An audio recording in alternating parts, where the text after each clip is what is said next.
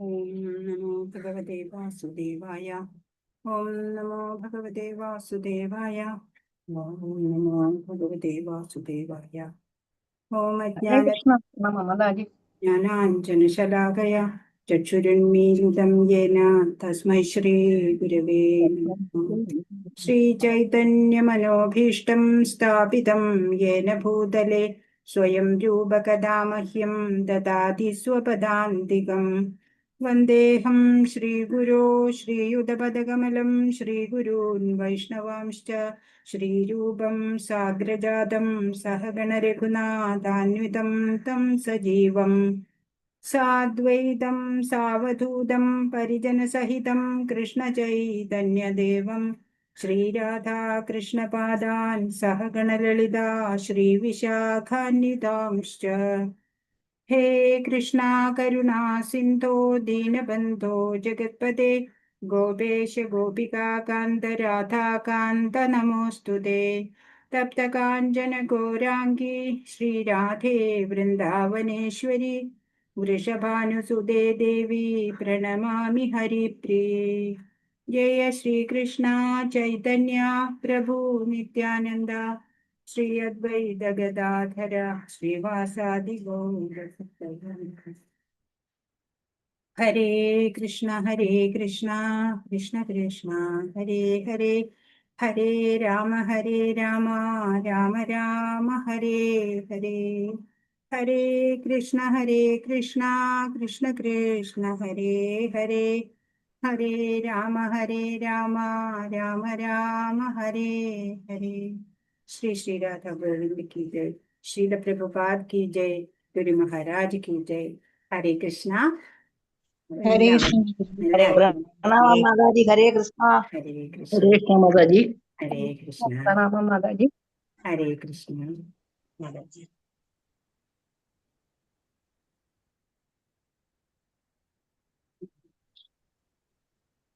Shri Shri Radha Govind temple ISKCON ബാംഗ്ലൂരിൽ നിന്നുള്ള ഭഗവത്ഗീത പഠന ക്ലാസ്സിലേക്ക് എല്ലാവർക്കും സ്വാഗതം.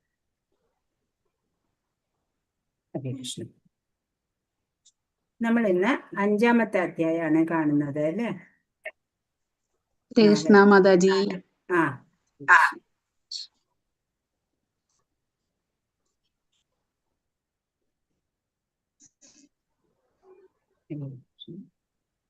ഹരേ കൃഷ്ണ മാതാജി. പ്രണാമം മാതാജി. ഹരേ കൃഷ്ണ. നമ്മൾ ഇന്നലെ ഭഗവാനെ കുറിച്ചുള്ള ജ്ഞാനം എങ്ങനെ ലഭിക്കും എന്നൊക്കെ ഒരു ഉത്തമനായിട്ടുള്ള ആധ്യാത്മിക ഗുരുവിന്റെ അടുത്ത് നിന്ന് ജ്ഞാനോപദേശം സ്വീകരിക്കേണ്ടതിനെ പറ്റിയൊക്കെ ഭഗവാൻ നമുക്ക് പറഞ്ഞു തന്നു. ഈ അധ്യായത്തില് ഭഗവത് സേവനം എങ്ങനെ ചെയ്യണം, ജ്ഞാനം ലഭിച്ച വ്യക്തി എങ്ങനെയാണ് പെരുമാറുക, അതൊക്കെ പറഞ്ഞു തരും. കർമ്മയോഗമാണോ സന്യാസ യോഗമാണോ നല്ലത് എന്ന് അർജുനൻ ചോദിച്ചതിന് മറുപടി പറയുന്നു. ഭഗവത് സേവനം അതാണ് ശ്രേഷ്ഠമായ കർമ്മം, അകർമ്മം എന്ന് നമുക്കറിയാം അല്ലെ? ഇപ്പൊ ജ്ഞാനിയുടെ ലക്ഷണങ്ങളൊക്കെ ഇവിടെ പറയുന്നുണ്ട്.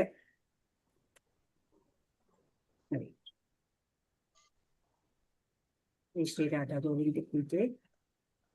ശ്രീ പ്രഭുപാദ് കി ജയ്. അതിന്റെ വിഭാഗങ്ങള് 1 മുതൽ 6 വരെയുള്ള ശ്ലോകങ്ങളില് നിഷ്കാമ കർമ്മയോഗമാണ്, കർമ്മം ഉപേക്ഷിക്കുന്നതിനേക്കാൾ നല്ലത് എന്ന് ഭഗവാൻ പറയുന്നതാണ്. 7 മുതൽ 12 വരെയുള്ള ശ്ലോകങ്ങളില് നിഷ്കാമ കർമ്മയോഗം എങ്ങനെ ചെയ്യാമെന്നാണ്. 17 മുതൽ 26 വരെ ശ്ലോകങ്ങള് പരമാത്മാവിൽ ശ്രദ്ധ കേന്ദ്രീകരിച്ചുള്ള മുക്തി. 27ഉം 28ഉം ശ്ലോകങ്ങള് അഷ്ടാംഗ യോഗയിലൂടെയുള്ള മുക്തി. 29ാമത്തെ അതിശ്രേഷ്ഠമായിട്ടുള്ള അത്യുജ്വലമായ ശ്ലോകം മുക്തിയുടെ വേദിയിൽ സമാധാനം. അങ്ങനെയാണ് ഈ ചാപ്റ്ററിനെ വിഭജിച്ചിട്ടുള്ളത്. ഓം നമോ ഭഗവതേ വാസുദേവായ. ശ്ലോകം 1. അർജുന ഉവാച സന്യാസം കർമ്മണാം ന്യാസം പുനർയോഗം ന ശംസസി. സന്യാസം കർമ്മണാം കൃഷ്ണ പുനർയോഗം ച ശംസസി. യശ്രേയേതയോരേകം തന്നെ ബ്രൂഹി സുനിശ്ചിതം. അർജുനൻ പറഞ്ഞു, കൃഷ്ണ, കർമ്മം ഉപേക്ഷിക്കണമെന്ന് ഒരിക്കൽ അങ്ങ് എന്നോട് ആവശ്യപ്പെടുന്നു. പിന്നെ ഭക്തി പുരസരം കർമ്മം അനുഷ്ഠിക്കാൻ പറയുന്നു. ഈ രണ്ടിലും വെച്ച് ശ്രേയസ്കരമായത് ഏതാണെന്ന് ദയവായി എനിക്ക് പറഞ്ഞു തരാമോ ചോദിക്കുകയാണ്. ആദ്യം പറഞ്ഞു കർമ്മം ഉപേക്ഷിക്കണം എന്ന് പറഞ്ഞു. പിന്നീട് പറയുന്നു എന്താണ്, ഈ ഭക്തി പുരസ്സരം കർമ്മം അനുഷ്ഠിക്കണം അങ്ങനെ പറയുന്നു. അപ്പൊ ഇതിൽ രണ്ടിലും വെച്ച് ശ്രേയസ്കരമായത് ഏതാണെന്ന് എനിക്ക് ഉറപ്പിച്ച് പറഞ്ഞു തരണം എന്നാണ് ഭഗവാൻ പറയണത്. അങ്ങനെ ഏതാണ് ശ്രേഷ്ഠമെന്ന് അറിയുന്നില്ല. പല വഴികളുണ്ട് അല്ലെ, പല മാർഗം, പല യോഗങ്ങള് ഒക്കെ ഭഗവാൻ ഇങ്ങനെ പറയാൻ തുടങ്ങിയപ്പോ അർജുനന് ശരിക്ക് പിടി കിട്ടണില്ല ഏതാണ് ഏറ്റവും നല്ലത് എന്ന് അതാ ചോദിക്കുന്നു. ഭക്തിപൂർവമായ സേവന കർമ്മമാണ് ശുഷ്കമായ മാനസിക ഊഹാപോഹങ്ങളെക്കാൾ ശ്രേഷ്ഠമെന്ന് ഭഗവാൻ പറയുന്നുണ്ട്. ഭക്തിയുത സേവനം മാനസിക ഊഹാപോഹത്തെക്കാൾ എളുപ്പമാണ് അല്ലെ. ഭക്തി ചെയ്യാം, അതാണ് എളുപ്പമായിട്ടുള്ള. ഭക്തി യോഗത്തിലേക്ക് വന്നാല് എളുപ്പത്തിൽ ഭഗവാനെ പ്രാപിക്കാനും പറ്റും. അഷ്ടാംഗ യോഗ, ഹഠയോഗ, അങ്ങനെ പലതും ഉണ്ട്. പക്ഷെ അതൊക്കെ ഈസി പ്രോസസ് അല്ല, ടഫാണ് അതൊക്കെ. സ്വാഭാവികമായി തന്നെ അതീന്ദ്രിയമാകയാൽ കാർമ്മിക പ്രതികരണങ്ങളിൽ നിന്ന് അതൊരാളെ മോചിപ്പിക്കുന്നു. ഏത്? ഭക്തിയുത സേവനം. അത് അതീന്ദ്രിയമായിട്ടുള്ളതാ, ഈ ഭൗതിക തലത്തിലുള്ളതല്ല. ഭക്തി സേവനം ഭഗവാനായിക്കൊണ്ട് ചെയ്യുമ്പോൾ അത് ആത്മീയമായിട്ടുള്ള കർമ്മമായി മാറും. സമസ്ത യജ്ഞകർമ്മങ്ങളും ജ്ഞാനത്തിലാണ് എത്തിക്കുന്നതെന്ന് ഭഗവാൻ പറയുന്നു. അപ്പൊ യജ്ഞങ്ങൾ ഒക്കെ ജ്ഞാനത്തിലേക്കാണ് വഴി തുറക്കണത് എന്ന് പറയുന്നു. അപ്പൊ ജ്ഞാനം, ഭഗവാൻ എല്ലാ ഷഡൈശ്വര്യ സമ്പൂർണനായിട്ടുള്ള ഭഗവാന്റെ കരുണയുണ്ടെങ്കിൽ നമുക്ക് ജ്ഞാനം പ്രകാശിതമായി കിട്ടും അല്ലേ. ഭഗവാൻ ഇങ്ങനെ കുറേശ്ശെ റിലീസ് ചെയ്ത് തരും നമുക്ക്. അപ്പൊ ഭഗവാൻ ഇവിടെ മറുപടി പറയാണ്. രണ്ടാമത്തെ ശ്ലോകം. ശ്രീ ഭഗവാനുവാച സന്യാസ കർമ്മയോഗശ്ച നിശ്രേയസകരാവുഭൗ തയോസ്തു കർമ്മ സന്യാസാത് കർമ്മയോഗോ വിശിഷ്യത്തെ. ശ്രീ ഭഗവാൻ പറഞ്ഞു, കർമ്മപരിത്യാഗവും ഭക്തിയുതമായ കർമ്മവും മുക്തിക്ക് നല്ലതു തന്നെ. എങ്കിലും ഭക്തിയുതമായ സേവന കർമ്മമാണ് കർമ്മത്യാഗത്തെക്കാൾ ഉത്തമം. പറഞ്ഞു കർമ്മപരിത്യാഗം എന്ന് പറഞ്ഞാൽ കർമ്മഫലം ത്യജിക്കല്, അതും പിന്നെ ഭക്തിയുതമായ കർമ്മവും രണ്ടും മുക്തിക്ക് നല്ലതാണ്. എങ്കിലും ഭക്തിയുത സേവന കർമ്മമാണ് കർമ്മത്യാഗത്തിനേക്കാളും ഉത്തമമായിട്ടുള്ളത്. ഗ്രേഡ് 1 ആയിട്ട് നിൽക്കുന്നത് ഏതാ? ഭക്തിയുത സേവന കർമ്മം തന്നെയാണ്. കർമ്മഫലേച്ഛ കൂടാതെ കർമ്മം ചെയ്യണത് കർമ്മയോഗം, അത് നല്ലത് തന്നെയാണ്. പക്ഷേ ഭക്തിയോഗം അതാണ് ദ ബെസ്റ്റ് എന്ന് ഭഗവാൻ ഇവിടെ പറയാണ്. ഭക്തിയുതമായ സേവന കർമ്മമാണ് കർമ്മത്യാഗത്തെക്കാൾ ഉത്തമം. കാമ്യകർമ്മങ്ങളാണ് ഭൗതിക ബന്ധനത്തിന് കാരണമാകുന്നത്. അപ്പൊ കാമന ഇല്ലാതെ കർമ്മം ചെയ്യണത് നല്ലത് തന്നെയാണ് അല്ലെ. ഫലം ഇച്ഛിക്കാതെ കർമ്മം ചെയ്യാം, ഭഗവാനിൽ മനസ്സൂന്നി കർമ്മം ചെയ്യാം. അപ്പൊ അത് കർമ്മയോഗമായി, അതും നല്ലതാണ്. ശരീരസുഖങ്ങളുടെ നിലവാരം ഉയർത്താൻ ലക്ഷ്യമാക്കിക്കൊണ്ടുള്ള പ്രവർത്തനങ്ങളിൽ മുഴുകിയിരിക്കുന്ന കാലത്തോളം ഒരാൾക്ക് വിവിധ ഇനം ശരീരങ്ങളിൽ ജന്മം എടുക്കേണ്ടി വരും. ഈ പ്രാപഞ്ചികതയിൽ ഇങ്ങനെ കുടുങ്ങിക്കിടന്നാല് നമുക്ക് ഇതിൽ നിന്നൊരു മോചനമില്ല. വീണ്ടും വീണ്ടും ഓരോരോ ശരീരങ്ങൾ മാറി മാറി എടുത്തോണ്ടിരിക്കുകയാണ് ചെയ്യുക. വാസുദേവന്റെ ഭക്തിയുത സേവനത്തിൽ ഒരാൾ പ്രേമം വളർത്തിയെടുക്കണം. എന്നാൽ മാത്രമേ അയാൾക്ക് പ്രാപഞ്ചിക ബന്ധനങ്ങളിൽ നിന്ന് മുക്തനാവാൻ അവസരം ലഭിക്കൂ. അപ്പൊ ഭഗവാന്റെ ഭക്തിയുത സേവനത്തില് ഒരാൾക്ക് ഇഷ്ടം ഉണ്ടാവണം, ഭഗവാനോട് ആസക്തി ഉണ്ടാവണം, ഈ ഭൗതിക സുഖങ്ങളോടൊക്കെ വിരക്തി ഉണ്ടാവണം. അങ്ങനെ വരുമ്പോഴാണ് ഈ ബന്ധനങ്ങളൊക്കെ നമ്മളെ വിട്ടുപോവുള്ളൂ. അല്ലെങ്കിൽ നമ്മൾ ഈ കർമ്മബന്ധനത്തില് ഈ ഭൗതികതയിൽ തന്നെ കുടുങ്ങി പോവും.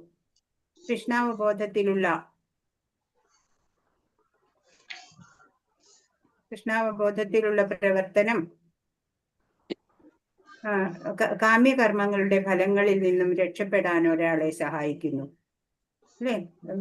ഭക്തിയുത സേവനം, ഭഗവാൻ കൃഷ്ണനിൽ മനസ്സുറപ്പിക്കുക, അങ്ങനെ പ്രവർത്തനങ്ങളിൽ ഏർപ്പെടുമ്പോ നമുക്ക് കാമ്യകർമ്മങ്ങളുടെ ഫലങ്ങളിൽ നിന്നൊക്കെ നമ്മൾ മോചിതരാവും. കൃഷ്ണാവബോധമില്ലാത്ത ത്യാഗം അപൂർണമാണ്. കർമ്മഫലം ത്യജിച്ചു എന്ന് വെച്ചാലും ഭഗവാനിലെ വിശ്വാസം ശ്രദ്ധയില്ലെങ്കിൽ അതുകൊണ്ട് പ്രയോജനമില്ല, അത് അപൂർണമായിരിക്കും. ഇവിടെ ഒരു മായാവാദ സന്യാസികളുടെ ഭഗവത് സേവനം, അതായത് വൈഷ്ണവ സന്യാസികളുടെയും തമ്മിലുള്ള ഒരു താരതമ്യം ഇവിടെ കൊടുത്തിട്ടുണ്ട്. ചിലപ്പോൾ അത് ചോദ്യമായിട്ട് വന്നിട്ടുണ്ടാവാം അല്ലെ. മായാവാദ സന്യാസികളും വൈഷ്ണവരും തമ്മിലുള്ള വ്യത്യാസം എന്നോ അങ്ങനെ എന്തെങ്കിലും ഒരു ക്വസ്റ്റ്യൻ ഉണ്ടാവുമായിരിക്കാം. അത് കാണുന്നുണ്ടോ? ഉണ്ട് മാതാജി. ചോദ്യമുണ്ട്. ഉണ്ട് ചോദ്യമുണ്ട്. ഉണ്ട്. ക്ലിയർ ആവുന്നുണ്ടോ? ക്ലിയർ ആവുന്നില്ല. അതിത്തിരി വലുതാക്കി മാതാജി. ഇനിയും വലുതാക്കണോ? അല്ല, ഞാൻ ഇല്ല, ഞങ്ങള് വലുതാക്കി. വലുതാക്കിയിട്ടുണ്ട്. അപ്പൊ കാണാൻ പറ്റുന്നുണ്ടോ? അപ്പൊ എനിക്ക് കാണാൻ പറ്റും. കുറച്ച് താഴെ വീഴാനുള്ള സാധ്യത പൂർണ്ണമായിട്ട്. ഇത് ഒന്നാമത്തെ എന്താ പറയണേ, നിർദ്ദിഷ്ട ചുമതലകളാൽ മുൻകൂർ ശ്രദ്ധിക്കണം, ആവശ്യമാണ്. പിന്നെന്താ പറയണേ, പ്രക്രിയ തന്നെ ശുദ്ധീകരിക്കുന്നു. മായാവാദ സന്യാസികൾക്ക് കുറെ നിഷ്ഠകൾ വേണ്ടി വരുന്നുണ്ട് അല്ലെ. അവര് യോഗ അവസ്ഥയിലുള്ളവരാണ് ഈ മായാവി. ഒരു മിനിറ്റ്.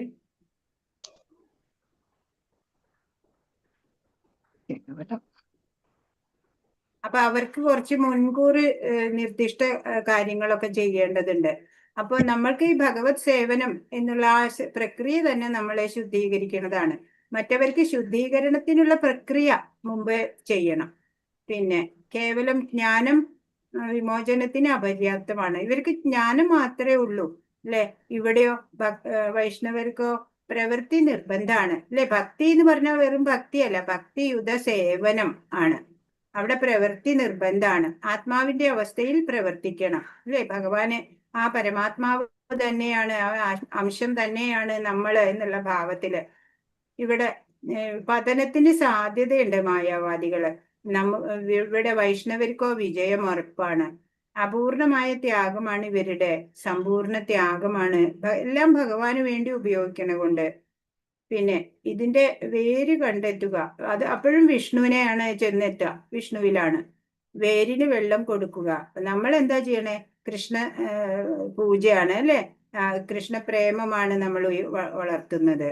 പിന്നെ സന്തോഷം ഉണ്ടാവില്ല ഇവർക്ക്. ഇവിടെയോ സന്തോഷം ഉണ്ടാവും. ഇന്ദ്രിയങ്ങൾ നിയന്ത്രിച്ചു അതീന്ദ്രിയമായ ഭക്തി സേവനം ആസ്വദിക്കാൻ കഴിയില്ല ഇവർക്ക്. എന്നാലോ നമ്മൾക്ക് എല്ലാ ഇന്ദ്രിയങ്ങളും ഭഗവാന്റെ സേവനത്തിന് ഉപയോഗിക്കുന്നത് കൊണ്ട് നമുക്ക് എന്താ ചെയ്യാ, എല്ലാം ആസ്വദിക്കാൻ പറ്റും. പിന്നെ അനേകം തത്വശാസ്ത്രം പഠിക്കണം ഇവർക്ക്, മായാവാദികൾക്ക്. ഇവിടെയോ ശ്രീമദ് ഭാഗവതം പഠിച്ചാൽ മതി. പിന്നെയോ വേദാന്ത സൂത്രത്തിന്റെ ശാരീരിക ഭാഷ്യം ശങ്കരാചാര്യർ രചിച്ചിട്ടുണ്ട്. ശ്രീമദ് ഭാഗവതം പഠിക്കുക. വേദാന്ത സൂത്രങ്ങളുടെ ശരിയായ ഭാഷ്യം തന്നെയാണ് ഭാഗവതം. ആത്മസാക്ഷാത്കാരത്തിന്റെ മാർഗത്തിൽ നിന്ന് ഭ്രഷ്ടരായി ലോകോപകാരാർത്ഥമുള്ള ഭൗതിക കൃത്യങ്ങളിൽ വീണ്ടും ഏർപ്പെടാറുണ്ട്. ഇവര് സന്യാസം ചിലപ്പോ ഒക്കെ ഇവർക്ക് ആ മാർഗം മായാവാദികള് വഴി തെറ്റിയിട്ട് വീണ്ടും ഭൗതികമായിട്ട് തന്നെ, ഭൗതികതയിൽ തന്നെ വരും. ഇവിടെയോ പാഞ്ചരാത്രിക നിബന്ധനകൾക്കനുസരിച്ച് ഭക്തി സേവനത്തിൽ മുഴുകിയിരിക്കുന്നവരാണ്. അവര് പിന്നെ ശ്രദ്ധിക്കണം, അല്ലെങ്കിൽ പതനം എല്ലാവർക്കും സംഭവിക്കും അല്ലെ. അതാണ് മായാവാദികളും വൈഷ്ണവരും തമ്മിലുള്ള വ്യത്യാസം ഇവിടെ കൊടുത്തിട്ടുള്ളത്. മൂന്നാമത്തെ ശ്ലോകം. ജ്ഞേയസ നിത്യസന്യാസി യോനകാം ക്ഷതി യോന. തെറ്റാണല്ലോ. ഈ ശ്ലോകം ഒന്ന് ടെക്സ്റ്റിലത്തെ വായിക്കൂ ആരെങ്കിലും. ജ്ഞേയസ നിത്യസന്യാസി യോ ന ദ്വേഷ്ടി ന കാംക്ഷതി. യോനദ്വേഷ്ടി എന്നുണ്ട് ഇവിടെ. യോനദ്വേഷ്ടി ന കാംക്ഷതി എന്നുണ്ട്. അത് അവിടെ വിട്ടുപോയിട്ടുണ്ട്. നിർദ്വന്ദ്വോ ഹി മഹാഭാഗോ സുഖം ബന്ധാത് പ്രമുച്യതേ.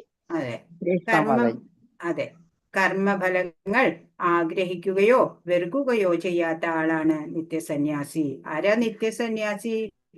കർമ്മഫലങ്ങള് ആഗ്രഹിക്കാനും പാടില്ല, എന്നാ വെറുക്കാനും പാടില്ല.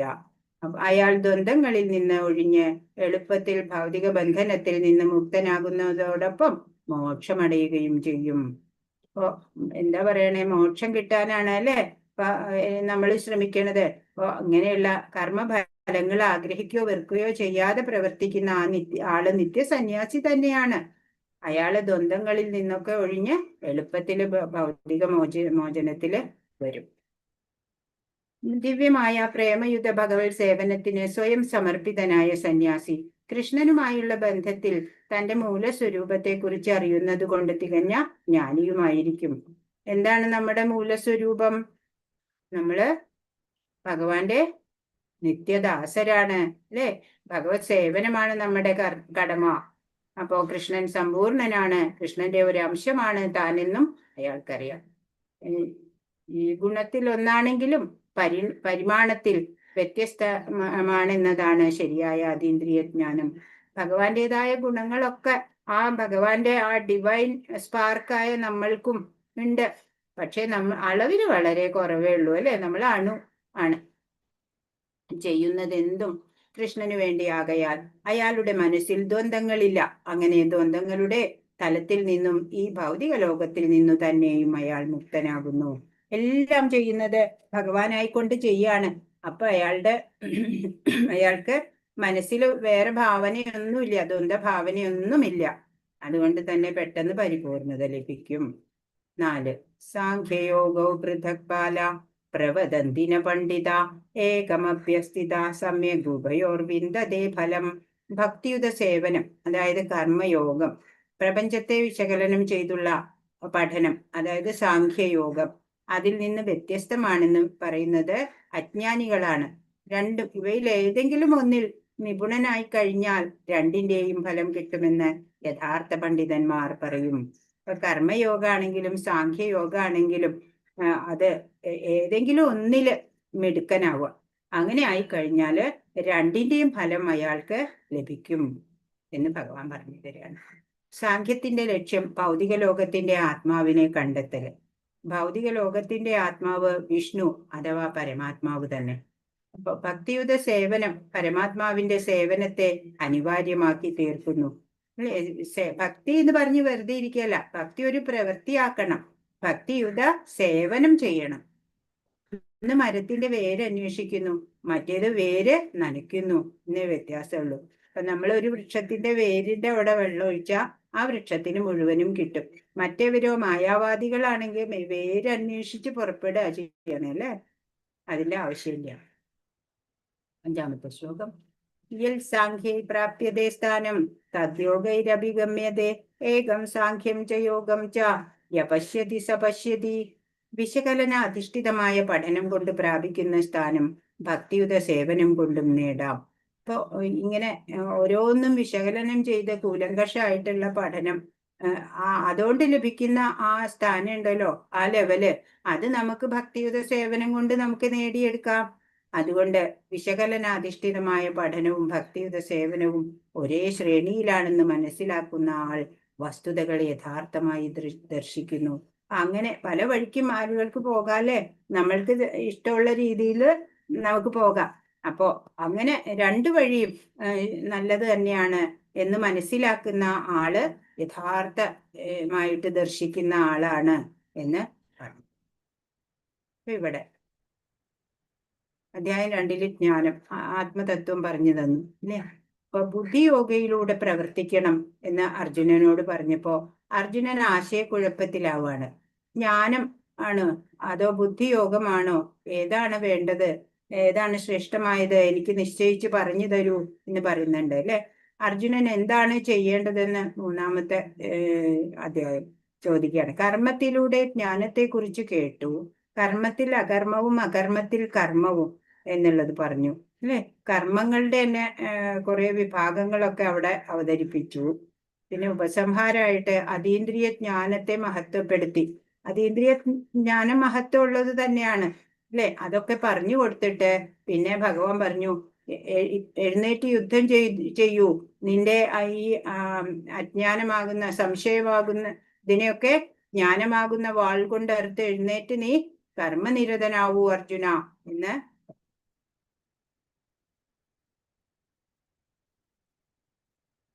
തത്വചിന്താകരണം. കൃഷ്ണ അവബോധത്തോടെ കർമ്മം ചെയ്യുമ്പോഴാണ് ജീവൻ തന്റെ സ്വരൂപാവസ്ഥയിൽ സ്ഥിതി ചെയ്യുന്നത്. സാഖ്യത്തിൽ ഒരാൾ ആദ്യമായി ചെയ്യേണ്ടത് ഭൗതികതയുമായുള്ള ബന്ധം വിച്ഛേദിക്കലാണ്. ഭക്തിയോഗത്തിലാവട്ടെ കൃഷ്ണ അവബോധ പ്രവർത്തനങ്ങളുമായി ബന്ധം സ്ഥാപിക്കലാണ്. അപ്പൊ ഇതാണ് നമ്മളെ പോലുള്ളവർക്ക് എളുപ്പം ഭക്തി യോഗത്തിലേക്ക് വരിക എന്നുള്ളതാണ്. ഭൗതിക വസ്തുക്കളോടുള്ള വിരക്തി എന്ന് പറയുന്നത് കൃഷ്ണനിലുള്ള ആസക്തിയാണ്. അവിടെ വിരക്തി വന്നാലാണ് ഭഗവാനിൽ ആസക്തി വരുള്ളൂ. അങ്ങനെ കാണുന്ന ആള് യഥാർത്ഥമായി എല്ലാം കാണുന്നു എന്നാണ്. 6-ാമത്തെ ശ്ലോകം. സന്യാസസ്തു മഹാബാഹോ ദുഃഖമാപ്തുമയോഗത യോഗയുക്തോ മുനിർബ്രഹ്മ നചിരേണാധിഗച്ഛതി. എല്ലാ കർമ്മങ്ങളും ത്യജിച്ചു എന്നിരിക്കലും ഭക്തിയുത ഭഗവത് സേവനത്തിൽ ഏർപ്പെടാതെ ആർക്കും സന്തുഷ്ടി നേടാനാവില്ല. ഇനിയിപ്പോ ഒരാള് എല്ലാ കർമ്മവും ത്യജിച്ച് ഇങ്ങനെ ഇരിക്കുകയാണ്, ധ്യാനിച്ച് അല്ലെങ്കിൽ ജപിച്ച് ഒക്കെ ഇരിക്കുകയാണ് എന്ന് വെക്കാം. പക്ഷെ ഭക്തി സേവനം തന്നെ നിർവഹിക്കണം നമ്മള്, എന്നാൽ അല്ലാണ്ട് സന്തുഷ്ടി ഉണ്ടാവില്ല. ഭക്തിയുടെ സേവനത്തിൽ ഏർപ്പെട്ടിരിക്കുന്ന ചിന്താശാലിയായ ഒരു വ്യക്തി അചിരേണ പരമപദം പ്രാപിക്കും. ഇങ്ങനെ ഭക്തിയുടെ സേവനത്തിൽ ഏർപ്പെടണം. വെറുതെ കാട്ടില് കാഷായം എടുത്ത് കാട്ടില് പോയി എല്ലാ കർമ്മവും ഞാൻ ത്യജിച്ചു എന്ന് പറഞ്ഞാല് പരിപൂർണത ലഭിക്കുന്നില്ല, അല്ലേ? എല്ലാ കർമ്മവും ത്യജിക്കണ്ട, നമ്മൾ എല്ലാ സ്വധർമ്മവും നമ്മൾ കൃത്യമായിട്ട് നമുക്ക് ചെയ്യാം. അതൊക്കെ ഭഗവാനിൽ മനസ്സുറപ്പിച്ചുകൊണ്ട് ചെയ്യണമെന്നേ ഉള്ളൂ. അപ്പം ഭക്തിയുത സേവനത്തിൽ ഏർപ്പെടാം. അങ്ങനെ ചിന്താശാലിയായ ഒരാൾ അങ്ങനെയാണ് ചെയ്യുക. ആ ആൾക്ക് അചിരേണ പെട്ടെന്ന് തന്നെ പരമപദം പ്രാപിക്കാനും സാധിക്കും എന്നാണ്. ഇപ്പൊ സന്യാസികൾ രണ്ടു വിധമുണ്ട്. സാഖ്യ സിദ്ധാന്ത പഠനത്തിൽ ഏർപ്പെട്ടിരിക്കുന്ന മായാവാദികളും ഭാഗവത തത്വശാസ്ത്രം പഠിക്കുന്നതിന് മുഴുകിയിരിക്കുന്ന വൈഷ്ണവ സന്യാസികളും. പാഞ്ചരാത്രിക നിബന്ധനകൾക്കനുസരിച്ച് ഭക്തിയുത ഭഗവത് സേവനത്തിൽ മുഴുകിയിരിക്കുന്നവരാണ് ഭാഗവത വിഭാഗത്തിൽപ്പെട്ട വൈഷ്ണവ സന്യാസികൾ. ഭക്തിയുത സേവന കർമ്മങ്ങളിൽ നിരതരാകുന്ന ഭൗതിക പ്രവർത്തനങ്ങളുമായി അവർക്ക് ബന്ധമൊന്നുമില്ല. വൈഷ്ണവര് ഭക്തിയുത സേവനങ്ങളിൽ നിരതരാവും. പിന്നീട് അവർക്ക് ഭൗതികതയുമായിട്ട് അധികം ബന്ധം വരില്ല. ബ്രഹ്മം എന്തെന്നും അല്ലാത്തത് എന്തെന്നുമുള്ള ഊഹാപോഹങ്ങൾ നടത്തുന്ന സന്യാസികളെക്കാൾ എത്രയോ ശ്രേഷ്ഠമായ നിലയിലാണ് കൃഷ്ണാവബോധ പ്രവർത്തനങ്ങളിൽ ഏർപ്പെട്ടിരിക്കുന്നവർ. അപ്പോ എന്താണ്, കൂടുതൽ തത്വശാസ്ത്രപരമായിട്ടൊക്കെ അല്ലെങ്കിൽ ഊഹാപോഹങ്ങൾ നടത്തുന്ന സന്യാസികളെക്കാളൊക്കെ ശ്രേഷ്ഠതയുള്ളവര് കൃഷ്ണാവബോധ പ്രവർത്തനങ്ങളിൽ ഏർപ്പെട്ടിരിക്കുന്നവര് തന്നെയാണ് എന്ന് ഭഗവാൻ ഇവിടെ പറഞ്ഞു തരാണ്. 7ാമത്തെ ശ്ലോകം. യോഗയുക്തോ വിശുദ്ധാത്മാ വിജിതാത്മാ ജിതേന്ദ്രിയ സർവഭൂതാത്മഭൂതാത്മാ കുർവന്നഭിനലിപ്യതേ. ഭക്തിപൂർവം പ്രവർത്തിക്കുന്നവനും വിശുദ്ധാത്മാവും ഇന്ദ്രിയങ്ങളെയും മനസ്സിനെയും നിയന്ത്രിക്കുന്നവനുമായ ഒരാൾ എല്ലാവർക്കും പ്രിയങ്കരനാണ്. അദ്ദേഹം എല്ലാവരെയും സ്നേഹിക്കും. പ്രവർത്തിച്ചുകൊണ്ടേയിരുന്നാലും യാതൊരു കർമ്മവും അദ്ദേഹത്തെ ബന്ധിക്കുകയുമില്ല. ഇപ്പൊ ഭക്തിപൂർവം പ്രവർത്തിക്കുക, അല്ലെ? അങ്ങനെയുള്ള ആള് വിശുദ്ധാത്മാവാണ്. ഇന്ദ്രിയങ്ങളെയും മനസ്സിനെയും നിയന്ത്രിക്കാനും അയാൾക്ക് കഴിയും. അങ്ങനെയുള്ള ഒരാളെ എല്ലാവർക്കും ഇഷ്ടമായിരിക്കും. അദ്ദേഹമാണെങ്കിലോ എല്ലാവരെയും തിരിച്ചും സ്നേഹിക്കും. അങ്ങനെ പ്രവർത്തിച്ചു കൊണ്ടേയിരിക്കുകയാണെങ്കിലും യാതൊരു കർമ്മവും അദ്ദേഹത്തെ ബന്ധിക്കില്ല. കാരണം ഭാവന എന്താണ്? അദ്ദേഹത്തിന്റെ എന്ത് ഭാവനയോടെയാ? ആ കൃഷ്ണാവബോധത്തോടെയാണ് എല്ലാ കർമ്മങ്ങളും ചെയ്യുന്നത്. അതുകൊണ്ട് തന്നെ അദ്ദേഹത്തിന് കർമ്മബന്ധനം ഉണ്ടാവുന്നില്ല. കൃഷ്ണാവബോധത്തോടെ പ്രവർത്തിക്കുന്ന ഒരാൾ എല്ലാവരെയും സേവിക്കുന്നു. അതുകൊണ്ട് അയാൾ എല്ലാവർക്കും പ്രിയങ്കരനാണ്. ഭഗവത് സേവനത്തിനൊഴികെ മറ്റൊന്നിലും അയാളുടെ ഇന്ദ്രിയങ്ങൾ ഒരു കാരണവശാലും വ്യാപരിക്കില്ല. കൃഷ്ണനെ കുറിച്ചുള്ളതല്ലാത്ത സംഭാഷണങ്ങൾ കേൾക്കുന്നതോ കൃഷ്ണന്റെ പ്രസാദമല്ലാത്ത എന്തെങ്കിലും ഭക്ഷിക്കുവാനോ ഇഷ്ടപ്പെടുന്നില്ല. കൃഷ്ണനുമായി ബന്ധമില്ലാത്ത സ്ഥലങ്ങളിൽ പോകാനോ അയാൾക്ക് താല്പര്യമുണ്ടാവില്ല. ഒരു ഭക്തന്, അല്ലെ, ഭഗവാനെ സംബന്ധിച്ച കാര്യങ്ങൾ മാത്രമേ താല്പര്യം ഉണ്ടാവുള്ളൂ. പിന്നെ അർജുനൻ കുരുക്ഷേത്രത്തിൽ യുദ്ധം ചെയ്യുമ്പോഴും യഥാർത്ഥത്തിൽ യുദ്ധം ചെയ്യുകയായിരുന്നില്ല. അദ്ദേഹം തികച്ച കൃഷ്ണാവബോധത്തോടെ കൃഷ്ണന്റെ കൽപ്പന നിറവേറ്റുകയായിരുന്നു, അല്ലെ? ഭഗവാൻ പറഞ്ഞു. അതുകൊണ്ട് അവിടെ യുദ്ധത്തിൽ ഹിംസയൊക്കെ ഉണ്ട്, എന്നാലും ഭഗവാന്റെ ആജ്ഞ നിറവേറ്റുന്നു. ഭഗവാനിൽ മനസ്സ് വെച്ച് ആ കർമ്മം നിറവേറ്റുന്നു. അതാണ് അർജുനൻ അവിടെ ചെയ്തത്. അങ്ങനെ പ്രവർത്തിക്കുന്ന ഒരാളെ പിന്നെ കർമ്മഫലങ്ങളൊന്നും ബാധിക്കില്ല. 8ഉം 9ഉം ശ്ലോകങ്ങളാണ്. നൈവ കിഞ്ചിത് കരോമീതി യുക്തോ മന്യേത തത്വവിത് പശ്യൻ ശൃണ്വൻ സ്പൃശൻ ജിഘ്രൻ നശ്യൻ ഗച്ഛൻ സ്വപൻ ശ്വസൻ പ്രലപൻ വിസൃജൻ ഗൃഹ്ണൻ നുന്മിഷൻ നിമിഷൻ നഭി ഇന്ദ്രിയാണി ഇന്ദ്രിയാർത്ഥേഷു വർത്തന്ത ഇതി ധാരയൻ. ദിവ്യ അവബോധമുള്ള വ്യക്തി ദർശനം, ശ്രവണം, സ്പർശനം, ഘ്രാണം, അശനം, ശമനം, നിദ്ര, ശ്വാസോച്ഛ്വാസം തുടങ്ങി എന്തു തന്നെ ചെയ്യുമ്പോഴും വാസ്തവത്തിൽ ഒന്നും ചെയ്യുന്നില്ലെന്ന് അയാൾക്കറിയാം. കാരണം സംസാരിക്കുമ്പോഴും വിസർജിക്കുമ്പോഴും സ്വീകരിക്കുമ്പോഴും കണ്ണു തുറക്കുമ്പോഴും അടയ്ക്കുമ്പോഴും എല്ലാം ഭൗതികമായ ഇന്ദ്രിയങ്ങൾ അവയുടെ വിഷയങ്ങളിൽ വ്യാപരിക്കുകയാണ് ചെയ്യുന്നതെന്നും അയാൾ അവയിൽ നിന്നെല്ലാം വ്യത്യസ്തനാണെന്നും സ്വയം മനസ്സിലാക്കുന്നു. അപ്പോ ഈ ദിവ്യ അവബോധം സിദ്ധിച്ച വ്യക്തി എന്താണ്? എല്ലാം ചെയ്യുന്നുണ്ടെങ്കിലും അതിലൊന്നിലും മനസ്സ് നിൽക്കുന്നില്ല. അതൊന്നും സ്വന്തം ആവശ്യത്തിനല്ല ചെയ്യുന്നത്. എല്ലാ ഇന്ദ്രിയങ്ങളും ഭഗവതോന്മുഖമാക്കിയിട്ട് ചെയ്യുമ്പോൾ അതിൽ നിന്നെല്ലാം അയാൾ വ്യത്യസ്തനാണ്. എന്ത് പ്രവൃത്തി ചെയ്യുമ്പോഴും അയാൾ അതിൽ നിന്നെല്ലാം ഞാൻ അത് വ്യത്യസ്തനാണ് എന്നുള്ള ബോധത്തോടെ തന്നെയാണ് അയാൾക്ക് പ്രവർത്തിക്കാൻ സാധിക്കുന്നത്. ഇവിടെ എന്താ പറയണേ? കൃഷ്ണാവബോധം സിദ്ധിച്ച ആളുടെ ജീവിതം വിശുദ്ധമാണ്. അതുകൊണ്ട് കർത്താവ്, കർമ്മം, അവസ്ഥ, പ്രയത്നം, ഭാഗ്യം എന്നീ ആസന്നവും അനാസന്നവുമായ 5 കാര്യങ്ങളെ ആശ്രയിച്ചു നിൽക്കുന്ന യാതൊരു പ്രവർത്തനവും അദ്ദേഹത്തിനില്ല. ഇപ്പൊ കാമനകള് ഇന്ന ഫലം കിട്ടണമെന്ന് ആഗ്രഹമില്ല, ഞാനാണ് ചെയ്യുന്നത് എന്ന ബോധമില്ല, അങ്ങനെ ഭാവനയില്ല. അങ്ങനെ കർമ്മം ചെയ്യുന്ന ആള് ഭഗവാൻ തൃപ്തനാവണം എന്നുള്ള ഒരു ആഗ്രഹത്തോടെ മാത്രം കർമ്മം ചെയ്യുന്ന ആൾക്ക് ഒന്നിലും ഒരു ബന്ധനയില്ല, അല്ലെ?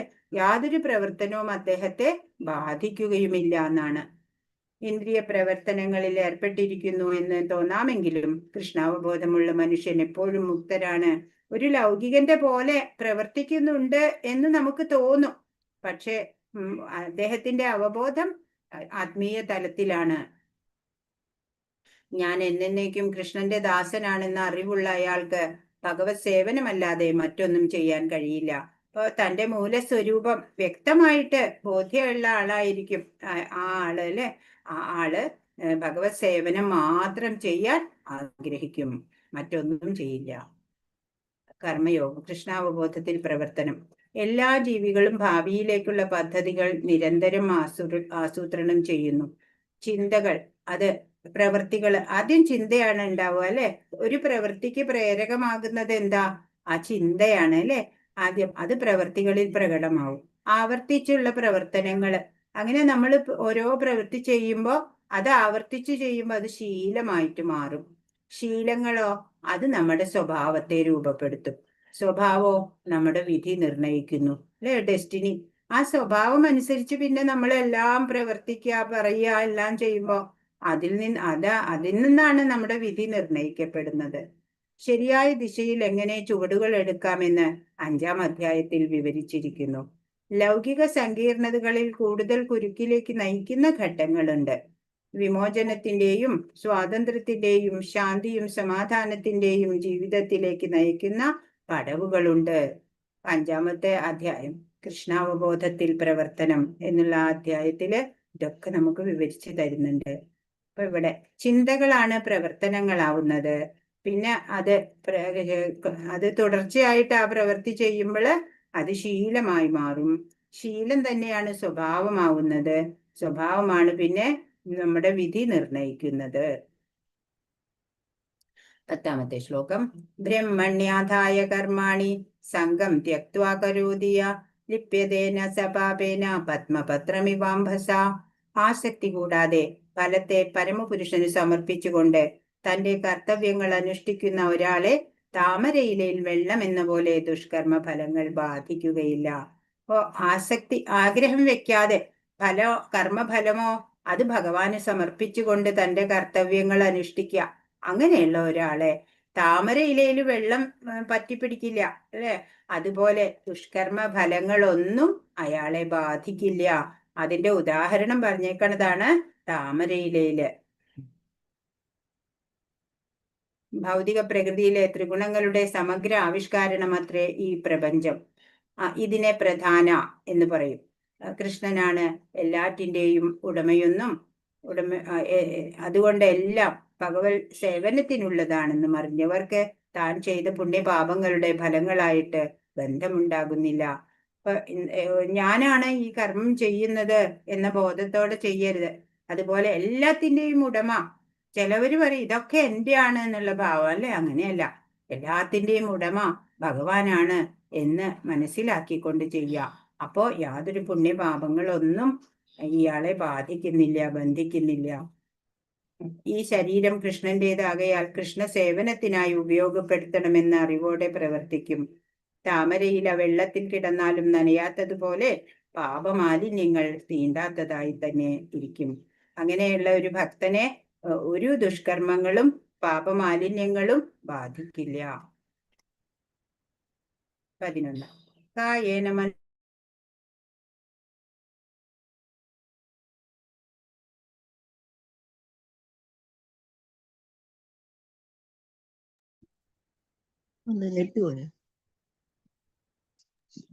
കേൾക്കുന്നില്ല. ഒന്നും കേൾക്കുന്നില്ല മാതാജി, കേൾക്കുന്നില്ല മാതാജി. നെറ്റ് പോയായിരിക്കും മാതാജി. മാതാജിയുടെ നെറ്റ് പോയിട്ടുണ്ടോ?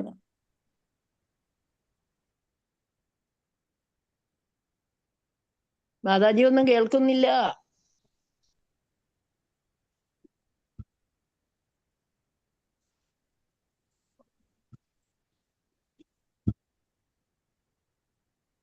പോയി, ലൈനിൽ നിന്നും പോയി മാതാജി.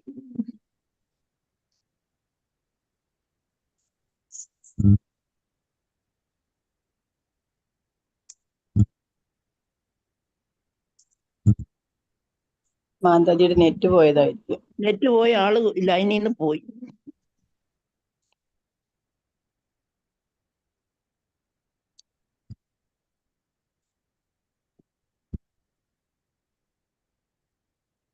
കേറി മാതാജി.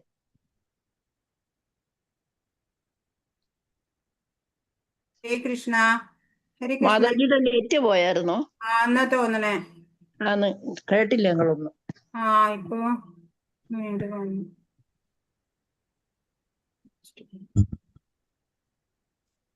ശരി കേട്ടോ.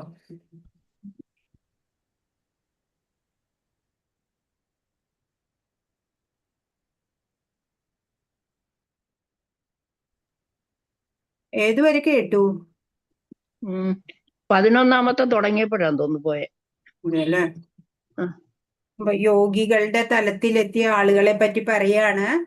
യോഗികള് അനാസക്തരാണ് അവര്. ഒന്നിലും അവർക്ക് ആസക്തി ഉണ്ടാവില്ല ഭഗവാനിലൊഴികെ. ഇപ്പൊ ശരീരം, മനസ്സ്, ബുദ്ധി എന്നിവയൊക്കെ കൊണ്ട് അവര് ഇന്ദ്രിയങ്ങൾ കൊണ്ട് പോലും ആത്മശുദ്ധിക്ക് വേണ്ടി മാത്രമാണ് അവര് പ്രവർത്തിക്കുന്നത്. ശരീരം കൊണ്ടോ മനോബുദ്ധികൾ കൊണ്ടോ വാക്കുകൊണ്ടോ കൃഷ്ണാവബോധത്തോടെ കൃഷ്ണസേവനത്തിൽ പ്രവർത്തിക്കുന്നവർ ഭൗതിക ലോകത്തിൽ പ്രാപഞ്ചിക കൃത്യങ്ങളിൽ ഏർപ്പെട്ടിരുന്നാലും മുക്തന്മാരാണ്. ഇപ്പൊ നമ്മൾക്ക് കാണുമ്പോ തോന്നും സാധാരണ ഒരാളെ പോലെ തന്നെയല്ലേ അയാൾ എല്ലാ കർമ്മവും ചെയ്യണത് എന്ന്. പക്ഷെ അയാളുടെ അവബോധം മറ്റൊരു തലത്തിലാണ്, ഉന്നത തലത്തിലാണ്. അതുകൊണ്ട് തന്നെ അയാൾ എപ്പോഴും ഏത് കർമ്മത്തിൽ ഏർപ്പെട്ടാലും മുക്തനാണ്. താൻ ഈ ശരീരമാണെന്നും മറ്റും വിശ്വസിക്കാൻ ഇടയാക്കുന്ന മിഥ്യാഹങ്കാരം ഇല്ലാതാകുന്നു. കൃഷ്ണനുമായി ഏകീഭവിക്കുന്നു. ഇതാണ് കൃഷ്ണാവബോധത്തിന്റെ സമ്പൂർണ്ണ അവസ്ഥ. ഞാൻ ശരീരമല്ല, അല്ലെ, ഈ ശരീരം നശിക്കുന്നതാ, ഞാൻ ആത്മാവാണ് എന്ന് ആ യോഗിക്ക് അല്ലെങ്കിൽ ആ ഭക്തന് അറിയാം. ശരീരത്തിന്റെ ആ അവകാശബോധത്തിലുള്ള മിഥ്യാഹങ്കാരം ഒന്നും പിന്നെ ആ ഭക്തനിൽ ഉണ്ടാവില്ല. ഭഗവാനുമായിട്ട് ഏകീഭവിക്കുന്ന ആ ഒരു പ്രതീതിയാണ് അയാൾക്ക്. ഇതാണ് കൃഷ്ണാവബോധത്തിന്റെ സമ്പൂർണ്ണ അവസ്ഥ. എന്ന് വെച്ചാ അചിന്ത്യ ഭേദാഭേദം എന്നൊന്നുണ്ട്. നമ്മളൊക്കെ എന്തായാലും ഭഗവാന് തുല്യരാവാനോ ഭഗവാനോട് ഏകീഭവിക്കാനോ അങ്ങനെ സാധിക്കില്ല. അപ്പൊ നമ്മൾ ഗുണത്തില് ഭഗവാന്റെ ഗുണങ്ങളൊക്കെ നമുക്കുണ്ട് എന്നൊക്കെ പറയാം. എന്നാലും അതിലും ഭേദമുണ്ട്, അല്ലെ? പരിമാണത്തിൽ വ്യത്യാസമുണ്ട്, ക്വാണ്ടിറ്റിയിൽ വ്യത്യാസമുണ്ട്, ക്വാളിറ്റി സെയിം ആണെങ്കിലും. അതുപോലെ തന്നെ ഭഗവാനോട് ഒക്കാനൊന്നും ആർക്കും പറ്റില്ല. ഭഗവാന് തുല്യനാവാനോ ഭഗവാനേക്കാൾ കേമനാവാനോ നമുക്ക് പറ്റില്ല. പക്ഷെ ആ തികഞ്ഞ കൃഷ്ണ ഭക്തനാവാൻ പറ്റും. അതാണ് കൃഷ്ണ അവബോധത്തിന്റെ സമ്പൂർണമായിട്ടുള്ള ഒരു അവസ്ഥ. 12ാമത്തെ ശ്ലോകം. യുക്തകർമ്മഫലം ത്യക്ത്വാ ശാന്തിമാപ്നോതി നൈഷ്ഠികീം അയുക്തകാമകാരേണ ഫലേ സക്തോ നിബധ്യതേ.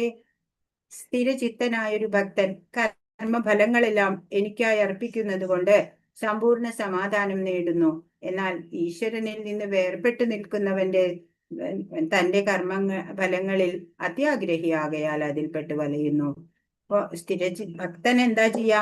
എല്ലാ കർമ്മഫലങ്ങളും ഭഗവാനായിക്കൊണ്ട് സമർപ്പിക്കുന്നു. അതുകൊണ്ട് തന്നെ സമ്പൂർണ്ണ സമാധാനവുമുണ്ട്, അല്ലെ? മറ്റവരോ ഈ ഭഗവാനോട് ഭഗവാനിൽ നിന്ന് വേർപെട്ട് നിൽക്കുന്നവരോ കർമ്മഫലങ്ങളിൽ ആഗ്രഹം ഉണ്ട് അവർക്ക്. അതുകൊണ്ട് ചിലപ്പോ അത് വിപരീത ഫലമാണെന്നുണ്ടെങ്കിലോ വല്ലാണ്ട് ക്ലേശം ഉണ്ടാവും, അവർക്ക് സങ്കടം ഉണ്ടാവും അല്ലേ. അങ്ങനെ അവര് ആ അത്യാഗ്രഹത്തില് പെട്ട് വലയാന് ഉള്ള സമയമുള്ളൂ. അവരെപ്പോഴും വലഞ്ഞുകൊണ്ടിരിക്കും. എന്നാ ഒരു ഭക്തൻ എല്ലാ കർമ്മഫലവും ഭഗവാനിൽ സമർപ്പിക്കുക, അർഹമായത് ഭഗവാൻ നൽകുന്നുണ്ട് എന്നുള്ള ആ ഉറച്ച വിശ്വാസത്തോടെ സമ്പൂർണ്ണ സമാധാനത്തില് ജീവിക്കാൻ പറ്റും. ഒരാൾ കൃഷ്ണനിൽ ആസക്തനും മറ്റേയാൾ സ്വന്തം കർമ്മഫലങ്ങളിൽ ആസക്തനുമാണ്. കൃഷ്ണനിൽ ആസക്തനും കൃഷ്ണനു വേണ്ടി പ്രവർത്തിക്കുന്നവനുമായ വ്യക്തി തികച്ചും വിമുക്തനാകയാൽ അയാൾക്ക് കർമ്മഫലത്തിൽ ഉത്കണ്ഠയില്ല. നല്ലതാണോ ചീത്തയാണോ ഒന്നിനും ഉത്കണ്ഠ ഉണ്ടാവില്ല.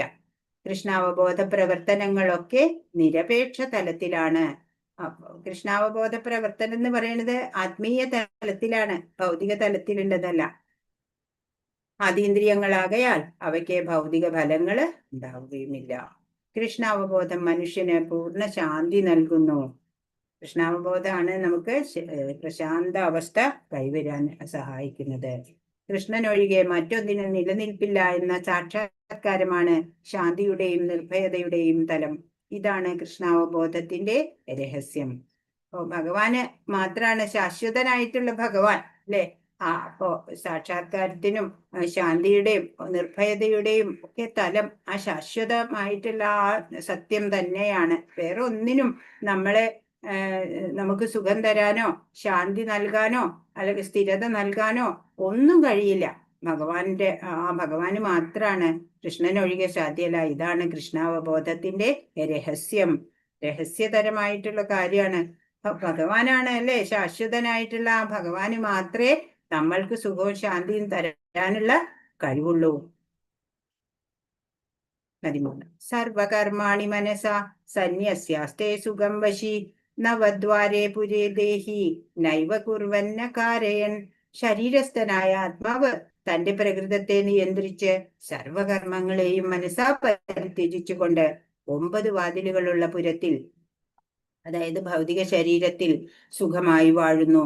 ഒന്നും ചെയ്യുന്നില്ല, ചെയ്യിക്കുന്നതുമില്ല. അപ്പൊ ആത്മാവല്ല ഒന്നും ചെയ്യിക്കുന്നത് അല്ലെ, ചെയ്യുന്നതും. അപ്പൊ ശരീരസ്ഥനായിട്ടുള്ള ആത്മാവ് തന്റെ പ്രകൃതത്തെ നിയന്ത്രിച്ച് സർവകർമ്മങ്ങളെയും മനസ്സാ പരിത്യജിച്ചുകൊണ്ട് 9 വാതിലുകളുള്ള പുരം, നമ്മുടെ ഈ ശരീരം, ആ ശരീരത്തിലെ സുഖമായിട്ട് വാഴാണ്. ഒന്നും ചെയ്യുന്നില്ല, ചെയ്യിക്കണില്ല.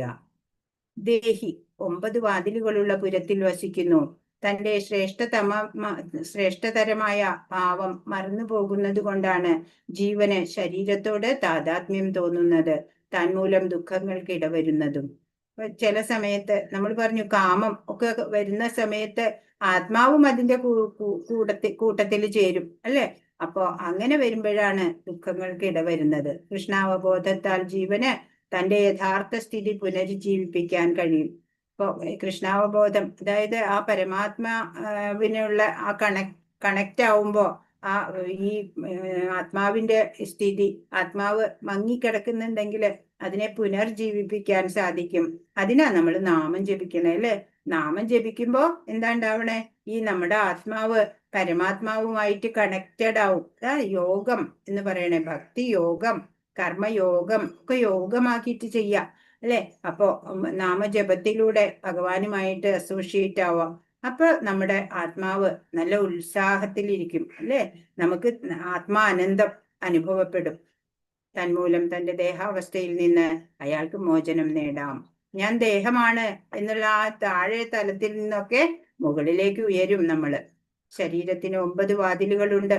2 കണ്ണുകൾ, 2 നാസാദ്വാരങ്ങൾ, 2 ചെവികൾ, വായ്, ഭൂതം, ഉത്പാദനേന്ദ്രിയങ്ങൾ.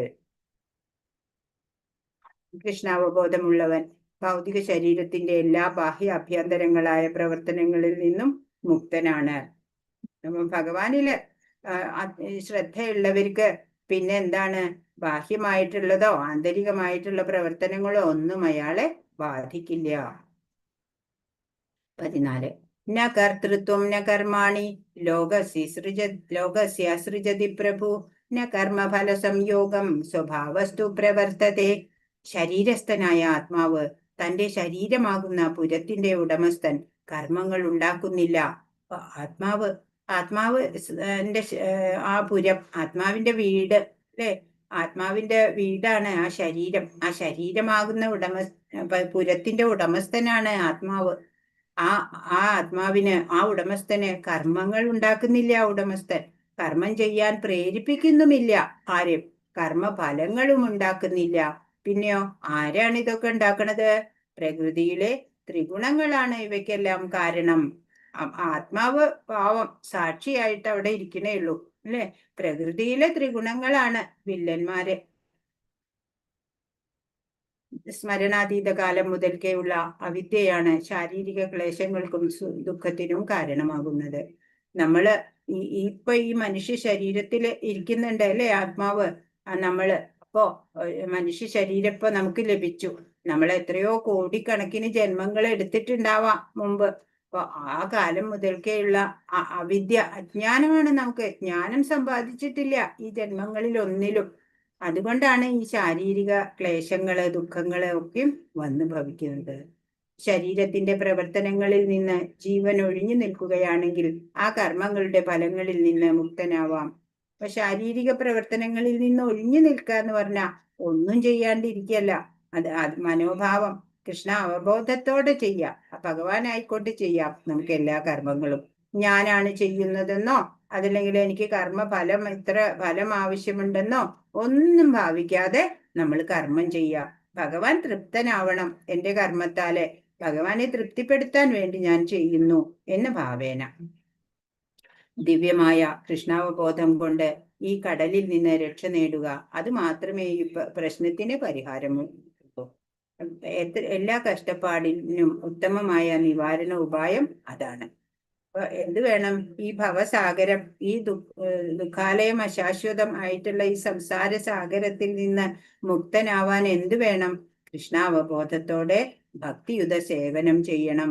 അതല്ലാതെ മറ്റൊരു എളുപ്പ വഴിയോ ഒന്നുമില്ല, ടെക്നിക്കൊന്നും വേറെ ഇല്ല. നാദത്തെ കസ്യചിത് പാപം ന ചൈവ സുഹൃതം വിഭു അജ്ഞാനേനാവൃതം ജ്ഞാനം തേന മുഹ്യന്തി ജന്തവ. സർവേശ്വരൻ ആരുടെയും പുണ്യപാപങ്ങളെ സ്വീകരിക്കുന്നില്ല. യഥാർത്ഥ ജ്ഞാനത്തെ മൂടിയിരിക്കുന്ന അജ്ഞാനം കാരണമാണ് ജീവജാലങ്ങൾ വ്യാമോഹിതരാകുന്നത്. ഇപ്പൊ ഭഗവാന് ആരുടെയും പാപോ പുണ്യോ ഒന്നും ഇല്ലാതാക്കാൻ പറ്റില്ല. പിന്നെ എന്തു വേണം? നമ്മൾ സ്വയം വിചാരിക്കണം. അപ്പൊ നമ്മുടെ എത്രയോ ജന്മങ്ങളിലെ ആർജിത കർമ്മഫലങ്ങളൊക്കെ പോകാൻ എന്ത് വേണം? നമ്മൾ ഭക്തി മാർഗത്തിൽ വരണം. അങ്ങനെ ആ ഭക്തിയുത സേവനത്തിലൂടെ നമ്മുടെ എല്ലാ കോടി കോടി ജന്മങ്ങളിലെ പാപഭാരമെല്ലാം ഇല്ലാണ്ടാവുകയാണ് ചെയ്യുക. അതല്ലാണ്ട് ഭഗവാൻ ഇങ്ങനെ ആരുടെ കുറച്ച് പുണ്യം ഇയാളുടെ എടുക്കുക, അല്ലെങ്കിൽ കുറച്ച് പാപം ഇയാളുടെ ഇല്ലാതാക്കുക, അതൊന്നും ഭഗവാനല്ല ചെയ്യണേ. നമ്മൾ ശ്രമിക്കണം. എന്നാൽ മാത്രമാണ് നമ്മളുടെ കർമ്മഫലങ്ങളൊക്കെ ഇല്ലാതാവുള്ളൂ. അതിനുള്ള മാർഗങ്ങള് ഭഗവാൻ ഇവിടെ പറഞ്ഞു തരുന്നുണ്ട്. ജ്ഞാനം, ഐശ്വര്യം, ബലം, കീർത്തി, സൗന്ദര്യം, വൈരാഗ്യം എന്നിവ തികഞ്ഞ സർവേശ്വരനാണ് വിഭു എന്ന് പറയാം. ഭഗവാൻ വിഭുവാണ് അല്ലെ. ഭഗവാൻ വിഭുവായിരിക്കുമ്പോൾ ജീവൻ വെറും അണുവാണ്. നമ്മൾ അണു ആണ്. ജീവാത്മാവായതുകൊണ്ട് അവന് സ്വതന്ത്രമായി ചിന്തിക്കാനും ആഗ്രഹിക്കാനും കഴിവുണ്ട്. അപ്രകാരമുള്ള ആഗ്രഹങ്ങളുടെ നിവൃത്തി സർവശക്തനായ ഭഗവാന് മാത്രമേ സാധിച്ചു കൊടുക്കാൻ കഴിയൂ അല്ലെ. ആ ആഗ്രഹപൂർത്തി ഭഗവാൻ നമുക്ക് അർഹതയുണ്ടെങ്കിൽ സാധിച്ചു തരും അല്ലെ.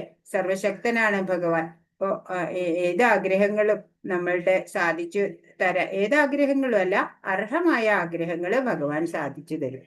ജീവാത്മാവ് ആഗ്രഹിച്ചേക്കാവുന്ന പ്രത്യേക സാഹചര്യത്തിന്റെ കൂടി പ്രതികർമ്മങ്ങൾക്ക് ഭഗവാൻ ഒരിക്കലും ഉത്തരവാദിയല്ല.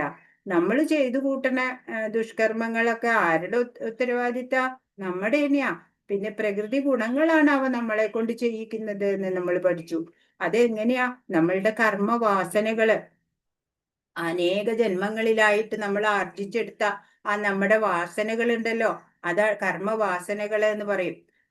അതാണ് ഇപ്പൊ ഒരാളിലെ ഈ തമോ ഗുണം വർദ്ധിക്കാനും അതല്ല മറ്റൊരാളിലെ സത്വഗുണം വർദ്ധിക്കാനും ഒക്കെ കാരണം അയാളുടെ ആ ആർജിച്ചു വന്ന ആ കർമ്മഫലങ്ങളും ആ കർമ്മവാസനകളും ഒക്കെ കാരണത്താലാണ്. അപ്പൊ അതിന് ഭഗവാൻ അതിനൊന്നും ഒരിക്കലും ഉത്തരവാദിയല്ല. നമ്മളുടെ പ്രവർത്തനത്തിന്റെ കർമ്മത്തിന്റെ ദോഷം കൊണ്ടോ അല്ലെങ്കിൽ കർമ്മത്തിന്റെ ഗുണം കൊണ്ടോ ഒക്കെ അങ്ങനെ വന്നു ഭവിക്കുന്നതാണ്. സംഭ്രാന്ത അവസ്ഥയിൽപ്പെട്ടതുകൊണ്ട് ബദ്ധനായ ആത്മാവ് താനാണ് ഈ ശരീരമെന്ന് ധരിക്കുകയും ജീവിതത്തിലെ താൽക്കാലിക സുഖദുഃഖങ്ങൾക്ക് വിധേയനാവുകയും ചെയ്യുന്നു. ഇപ്പൊ സംഭ്രാന്തിയാണ് അല്ലെ, ശാന്തി ഒട്ടുമില്ല, പ്രശാന്താവസ്ഥ അത് ഒട്ടും തന്നെ ഇല്ല, പ്രശാന്താവസ്ഥ ഇല്ലല്ലോ ഒട്ടും. അതുകൊണ്ട് തന്നെ എന്താണ്, ബദ്ധനായിട്ടുള്ള ആളാണ്, സംഭ്രാന്തിയാണ്. സംഭ്രാന്തി ആവുമ്പോ എന്താണ്, ഞാൻ ആത്മാവിനെ കുറിച്ച് ചിന്തിക്കാനേ കഴിയില്ല. അങ്ങനെ വരുമ്പോ ഭഗവാന്റെ കാര്യം പിന്നെ പോട്ടെ, പറയണ്ട, ഭഗവാൻ ഉണ്ടെന്ന് തന്നെ അറിയില്ല. അങ്ങനെയുള്ള ആൾക്കാര് ഈ താൽക്കാലിക സുഖദുഃഖങ്ങള് അത് മാത്രാണ് അവരുടെ ചിന്ത. അതിനു വേണ്ടിയിട്ട് പരിശ്രമിക്കുക. ജീവാത്മാവിന്റെ സന്തത സഹചാരിയായ പരമാത്മാവിന് അവന്റെ എല്ലാ അഭിലാഷങ്ങളും അറിയാൻ കഴിയും. അല്ലേ, ഭഗവാൻ ഈ ജീവാത്മാവിന്റെ സന്തത സഹചാരിയായിട്ട് പരമാത്മാവുമുണ്ട് എന്ന് നമ്മൾ പറഞ്ഞു. അപ്പോ എല്ലാ അഭിലാഷങ്ങളും അറിയാൻ സാധിക്കും അല്ലെ. ഈ ജീവാത്മാവിന്റെ അഭിലാഷങ്ങളൊക്കെ, നമ്മൾ ഒരു മരത്തില് 2 പക്ഷികളുണ്ട്, ആ പിക്ചർ ഓർമ്മയുണ്ടോ? അതിലൊരു പക്ഷിയാണ് ജീവാത്മാവ്, ഇങ്ങനെ പറന്ന് നടന്ന് എല്ലാ ഫലങ്ങളൊക്കെ കൊത്തി തിന്നും. ഓരോ ബ്രാഞ്ചിൽ നിന്ന്, ഓരോ ശാഖയിൽ നിന്ന് മറ്റൊരു ശാഖയിലേക്ക്, അതായത് ഒരു ജന്മത്തിൽ നിന്ന് മറ്റൊരു ജന്മത്തിലേക്ക് പോകുന്നു. തൊട്ടടുത്തൊരു പക്ഷി സാക്ഷിയായിട്ട് ഇരിക്കുന്നുണ്ട്, ഒന്നും ചെയ്യാതെ. അതാണ് പരമാത്മാവ് എന്ന് നമ്മൾ ഒരു പിക്ചറിൽ കൂടെ മനസ്സിലാക്കിയതാണ്. അതാ ഇവിടെ പറയണേ, നമ്മുടെ ശരീരമാണ് ആ വൃക്ഷം എന്ന് കാണിച്ചത്. ഭഗവാൻ അവന്റെ ആഗ്രഹങ്ങൾ അർഹതയ്ക്ക് അനുസരിച്ച് നിവർത്തിച്ചു കൊടുക്കുന്നു. നമ്മൾക്ക് ആഗ്രഹം ഉണ്ടെങ്കിലും നമ്മൾക്ക് അർഹത വേണം, എന്നാൽ നമുക്കത് സാധിച്ചു കിട്ടും. ഒരാൾ കൃഷ്ണനെ ആഗ്രഹിക്കുകയാണെങ്കിൽ ഭഗവാൻ പ്രത്യേകം ശ്രദ്ധ വെച്ച് ഭഗവത് പ്രാപ്തിയുടെ ശാശ്വത സുഖം നേടാൻ ഉതകുന്ന വിധത്തിൽ പ്രോത്സാഹിപ്പിക്കുകയും ചെയ്യും. ഇപ്പൊ ഭഗവാനെ ആഗ്രഹിക്കുകയാണ് എന്നുണ്ടെങ്കിലോ നമ്മള് ശാശ്വതമായിട്ടുള്ള സുഖമാണ് പിന്നെ നേടുക അല്ലെ. അത് ഭഗവാനും അതിനുള്ള ഹെൽപ്പ് നമുക്ക് ചെയ്തു തരും. സർവേശ്വരൻ ആരെയും ഇഷ്ടപ്പെടുകയോ വെറുക്കുകയോ ചെയ്യുന്നില്ല, അങ്ങനെ തോന്നുന്നുവെങ്കിലും. എന്നാലും ഭക്തന്മാരോട് ഒരു ചെറിയ കൂടുതലൊക്കെ ഉണ്ട് ഭഗവാന് അല്ലേ. 16 ജ്ഞാനേന തു തദജ്ഞാനം യേഷാം നാശിതമാത്മന തേഷാം ആദിത്യവജ്ഞാനം പ്രകാശയതി തത്പരം. അജ്ഞാനത്തെ നശിപ്പിക്കുന്ന ജ്ഞാനം കൊണ്ട് ഒരാൾ പ്രകാശിതനാവുമ്പോൾ പകൽ സമയത്ത് സൂര്യൻ എല്ലാം പ്രകാശിപ്പിക്കുന്നത് പോലെ അയാളുടെ ജ്ഞാനം എല്ലാം വെളിപ്പെടുത്തുകയും ചെയ്യും.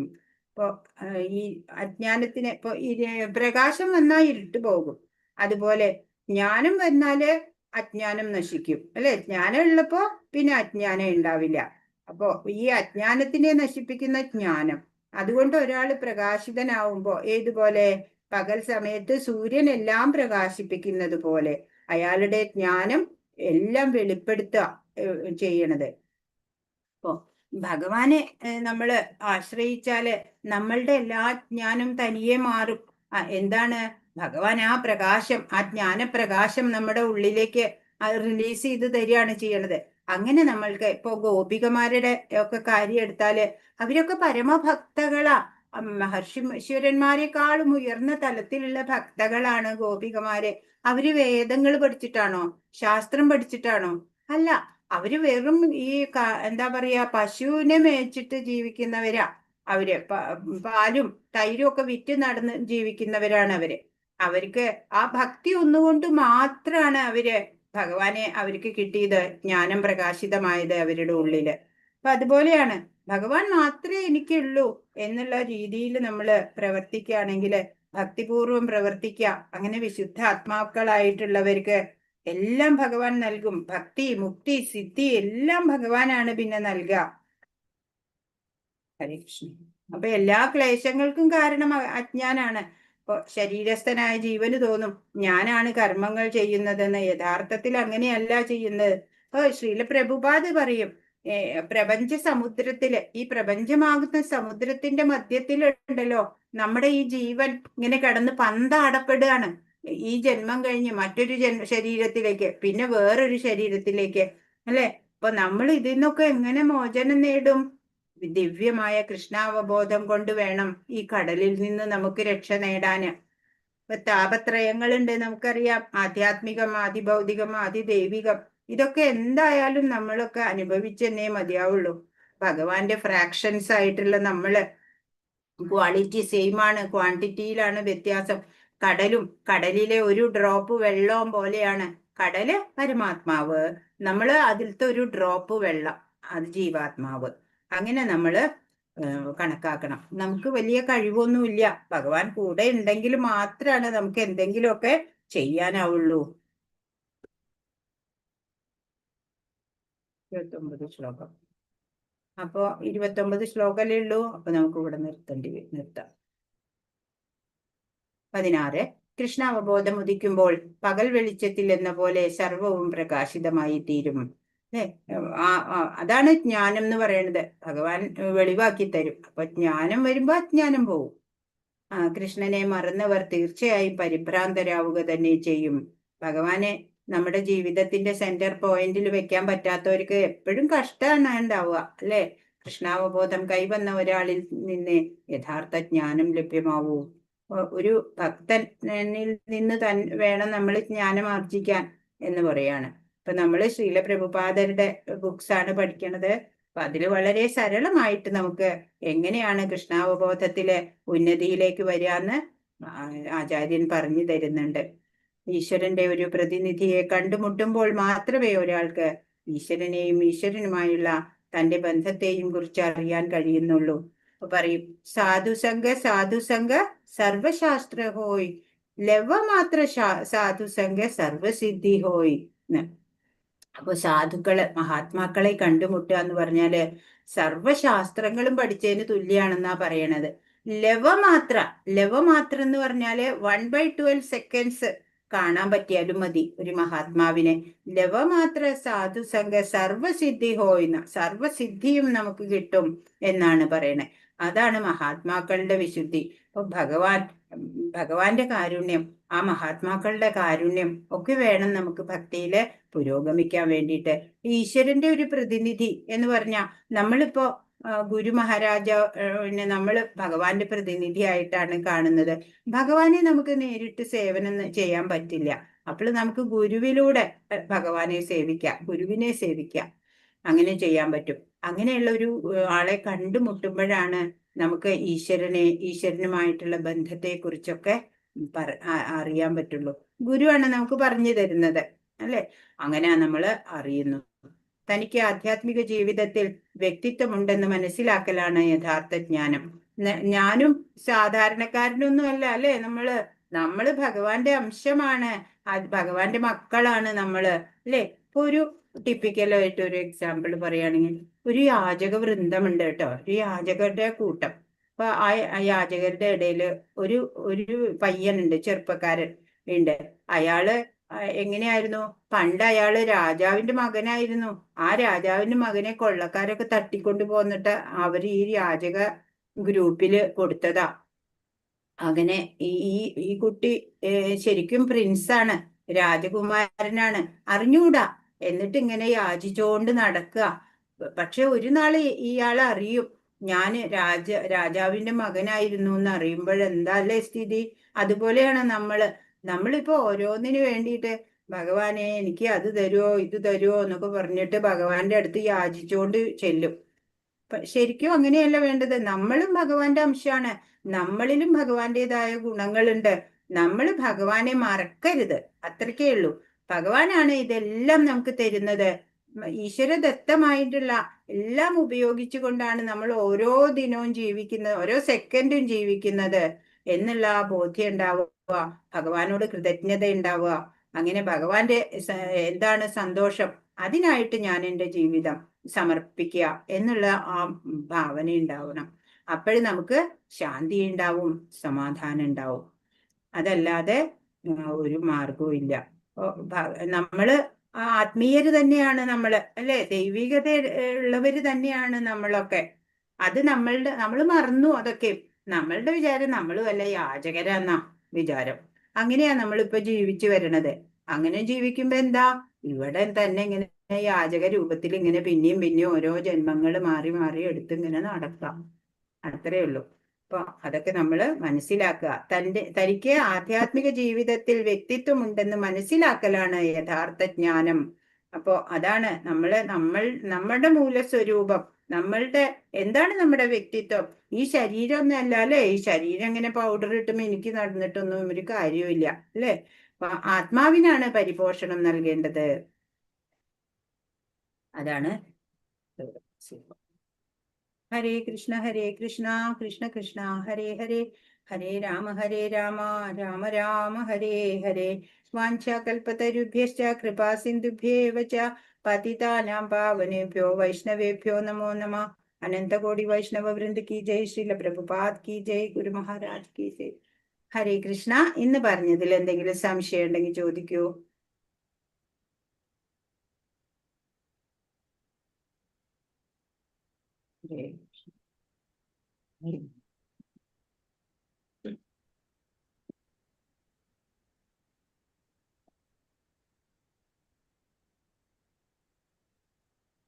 മനസ്സിലാവുണ്ടോ പറയണത്?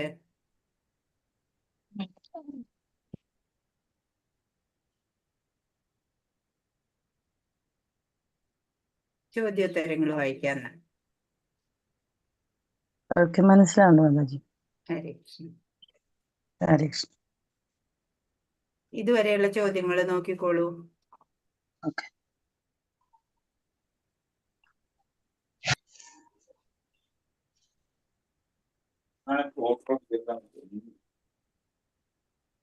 ഏറ്റവും ശ്രേഷ്ഠമായ കർമ്മം ഏതാണെന്നാണ് ഭഗവാൻ പറയുന്നത്? ഏതാണ്? ഭക്തിയുതമായ സേവന കർമ്മം. അതെ, ശുദ്ധമായ സേവന കർമ്മമാണ് ശുദ്ധമായ മാനസിക ഭക്തിയുത സേവന കർമ്മമാണ് ശ്രേഷ്ഠം എന്ന് എഴുതിയാൽ മതി. പ്രാപഞ്ചിക ബന്ധനങ്ങളിൽ നിന്ന് ഒരാൾക്ക് എങ്ങനെ മുക്തനാകാം?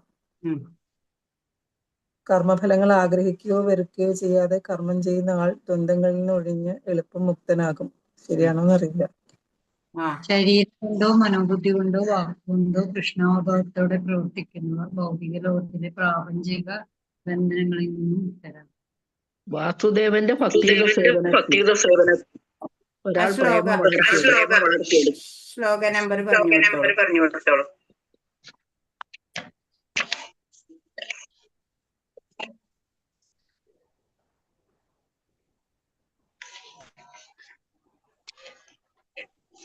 ഏത് ശ്ലോകത്തിലാ?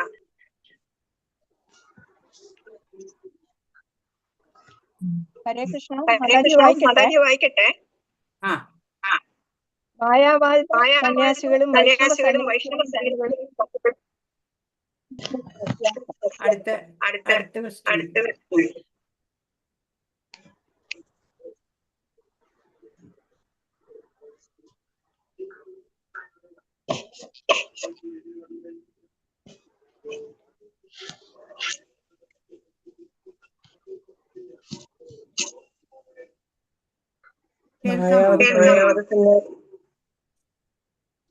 മായാവത സന്യാസികൾ തമ്മിലുള്ള വ്യത്യാസം മുഴുവനും എഴുതിയിട്ടില്ല. മുൻകൂർ ശുദ്ധീകരണം പ്രക്രിയ തന്നെ ശുദ്ധീകരിക്കുന്നു. മായാവതം കേവലം ജ്ഞാനം വിമോചനത്തിന് വൈഷ്ണവത്തില് ബ്രഹ്മമാണ്. മായാവത്തില് താഴെ ഉണ്ട്. വൈഷ്ണവത്തില് വിജയം ഉറപ്പാണ് വഴി.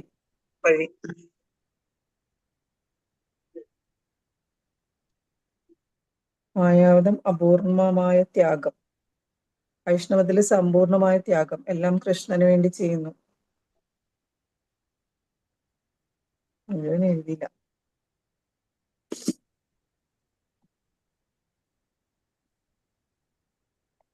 വിമോചനത്തിന് അനേകം ജന്മങ്ങൾ എടുക്കും.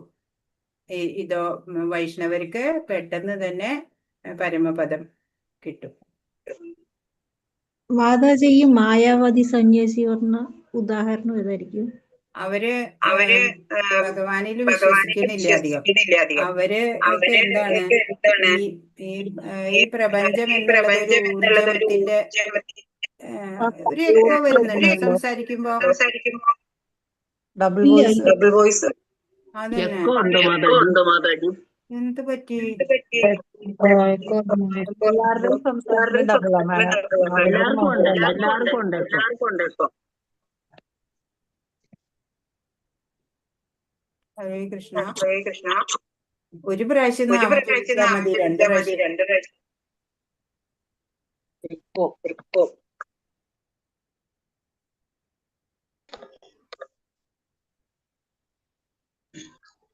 പ്രണാമം മാതാജി.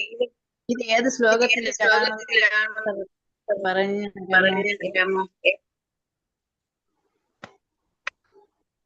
മായാവത.